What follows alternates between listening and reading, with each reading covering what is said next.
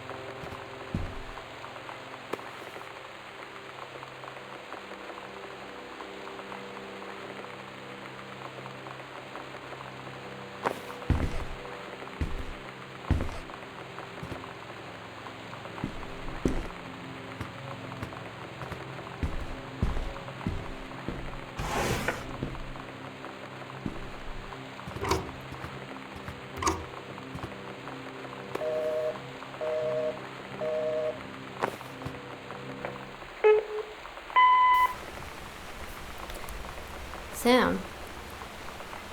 Sam. Hello. Sam.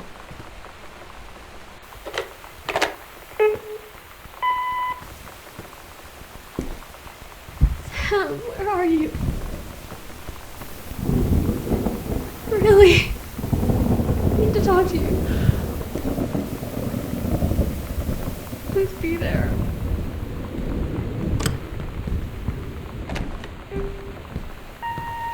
Hi, Mom. So I got my ticket home from Europe. I get back on June 6th, but it's a really late flight because that was the cheapest, so it gets in at midnight. But don't worry, I'll get a shuttle from the airport so you don't have to pick me up.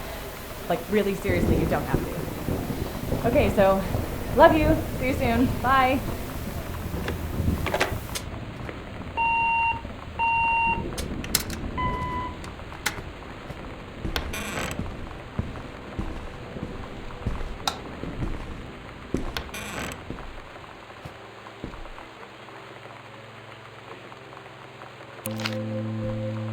Oh my god. You are so lucky you finished high school before we moved into this house. So, it's the first day of school, and there I am, introducing myself to the class. And I say that I just moved into the house on Arbor Hill. All of a sudden, every kid in the room turns and just stares like I suddenly transformed into a mutant. I just stood there, wishing pretty hard for a rewind button. Because now maybe nobody knows my name, but they all know who I am. The Psycho House girl. Great.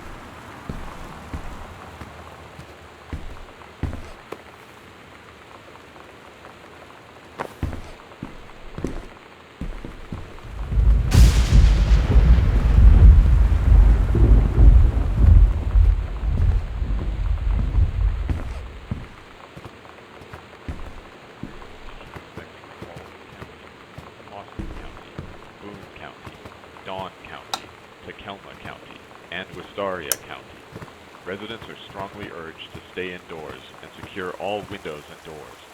Flood conditions are expected at lower elevations.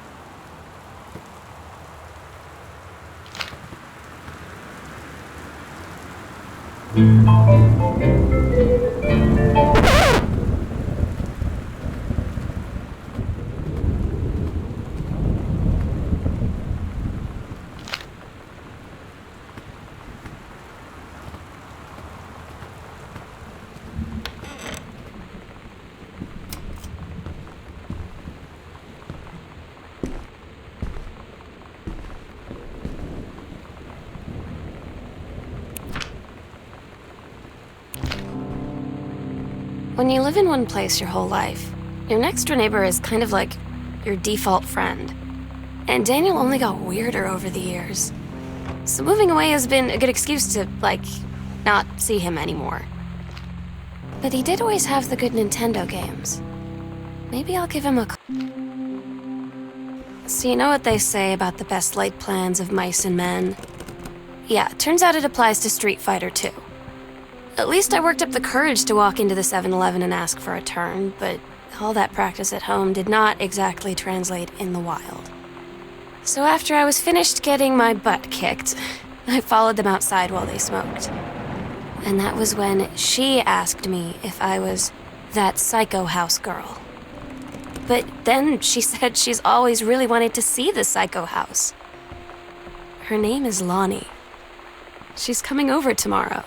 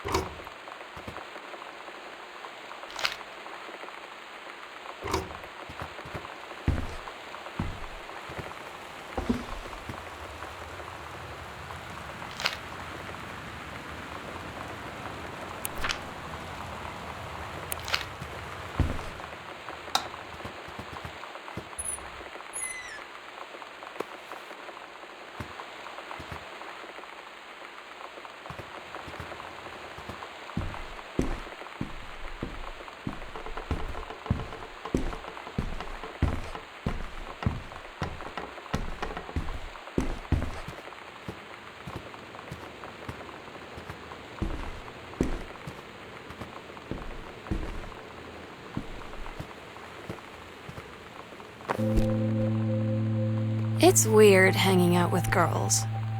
Daniel was around ever since I was little, and other girls? I don't know. But being around Lonnie is instantly just right. I gave her the grand Psycho House tour and took my revenge on Super Nintendo. And it was I don't know. I finally found someone I feel normal around.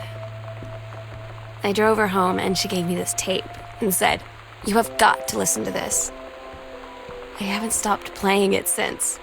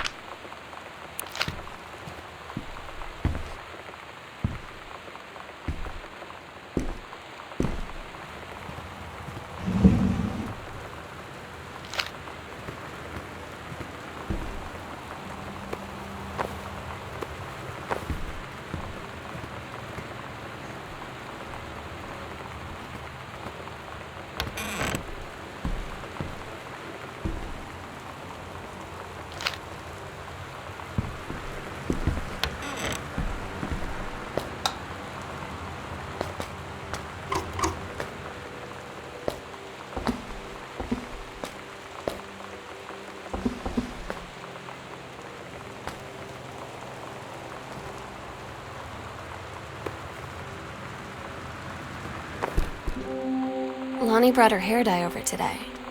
She said, "I need to fix these roots. Think you could help?" Dyeing hair is weirdly intimate. I don't know if I've touched someone else's scalp before. That's pretty intimate, right?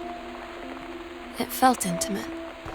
We looked in the mirror together after, and I expected her to say something about how it looked crappy or good or whatever.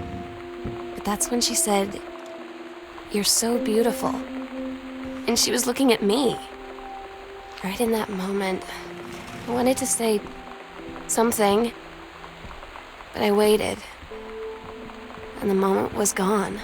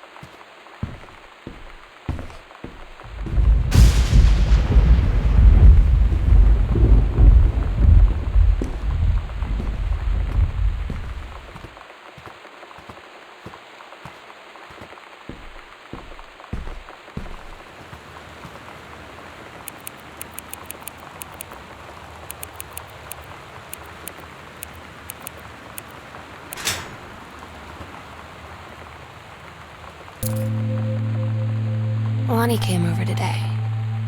Everything was different. She was sitting at my desk chair, and she wouldn't look at me. Finally, I asked her what was going on. She said she felt like she'd done something wrong that night in the city. Like I must think...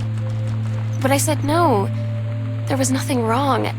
I just wanted to say... But I couldn't find the words. I felt like I was gonna cry, but I wasn't sad. She got up and sat next to me on the bed. I looked at her. Lonnie, do you think you could ever... And that's when she kissed me.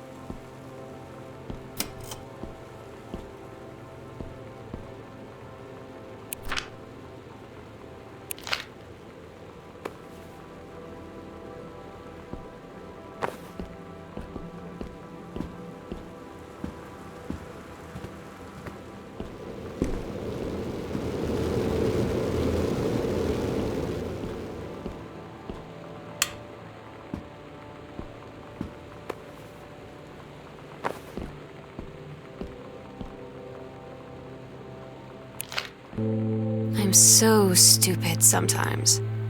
I was telling Lonnie that I got into my college summer program thing, and I was all making plans like, you should come visit me, stay in my dorm room. But she said, Sam, I ship out on June 6th. I was like, ship out? To where? She said, to basic training. What did you think I was doing all that ROTC stuff for? I guess she's been planning to join the Army right after high school since she was like 12. And I guess she's really going to do it. So I was like, after grad... I don't get Lonnie sometimes. Like, her band, and our zine, and her hair, and everything are all anti-authority. But I watch her in JROTC, and she's doing drills in perfect formation. Following orders, no question. And there's all this stuff in the news about don't ask, don't tell. Like, she's going to join the Army and then have to lie about who she is. She said they don't need to know what they don't need to know. Like it was no big deal. This from the girl who trashed her locker to, like, defend my honor. I've learned when to stop arguing, though. I don't think Lonnie even gets Lonnie sometimes.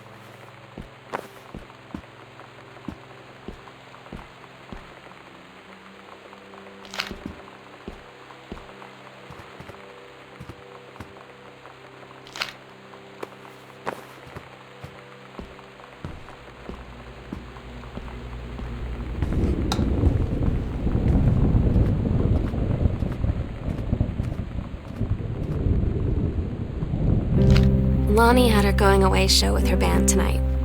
She's so incredible on stage. When she was singing, I could practically forget everything. That we only had 48 hours left. That I don't know what comes next. That I can't live without her. Then she dedicated the last song to me. I couldn't take it. I was out on the curb in the alley, sobbing till my ribs hurt. I would follow her anywhere, Katie. But I can't. Where she's going. After a long time, she found me. We agreed our last night together would be our happiest ever, and we'd forget tomorrow was going to come at all. It worked for a while. We had a good time seeing Oscar off, then ran up to the attic to look through our photos, to find one for Lonnie to take with her. And looking at them, I realized they were all in the past, and there wouldn't be any more. And I didn't know what I was going to do. And I cried, and she held me. She said she knew it was hard, but life would move on. I said I didn't want my life to keep moving without her. That's when she cried too. I was so exhausted. I must have fallen asleep like that, in her arms. In the morning, I woke up, and I was finally alone. The sunset light in this house is the saddest thing I've ever seen. I just want to sleep. When I'm in the attic, it almost feels like Lonnie could still be here. She's just downstairs. I'm just waiting to hear her pull down the hatch and come running up. Maybe I'll go up to the attic and wait.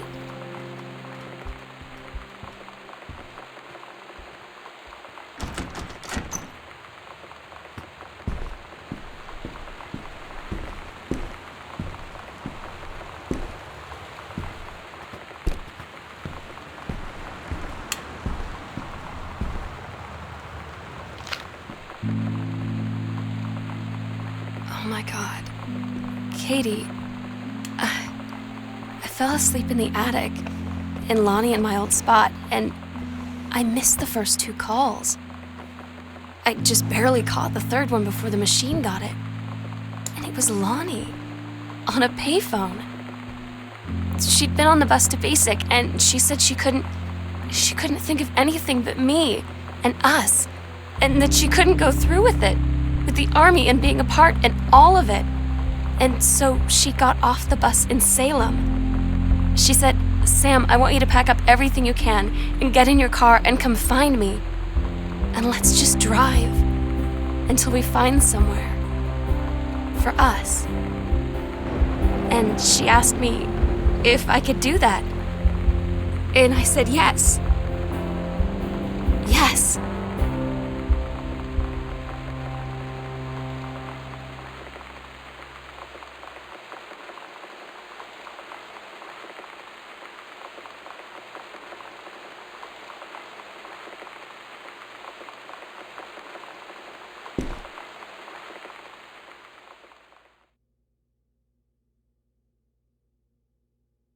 Katie, I'm so sorry that I can't be there to see you in person, that I can't tell you all this myself.